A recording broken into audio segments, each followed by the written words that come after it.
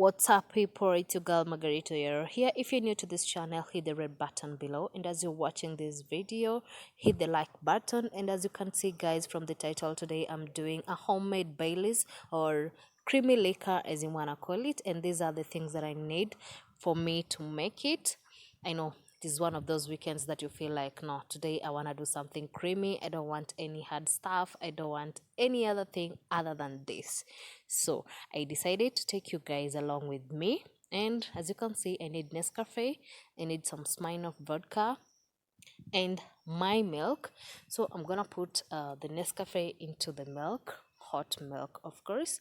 And before I forget, I also need condensed milk, and in this case I did not have my condensed milk ready, so I had to do a DIY, as in like do it by myself, make my own condensed milk, as in homemade condensed milk.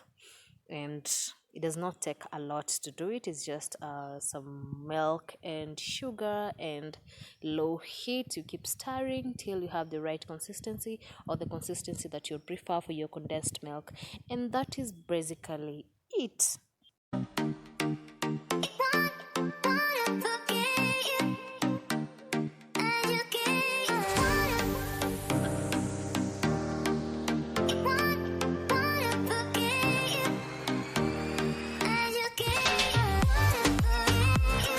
So at this point, I have everything ready for the Baileys. I have my coffee milk, I have my vodka ready, I have my condensed milk ready, waiting to be mixed all together. So I'm gonna put 2 cups of coffee milk into my blender, and in the coffee milk, I forgot to mention that I added like 3 spoons of vanilla essence.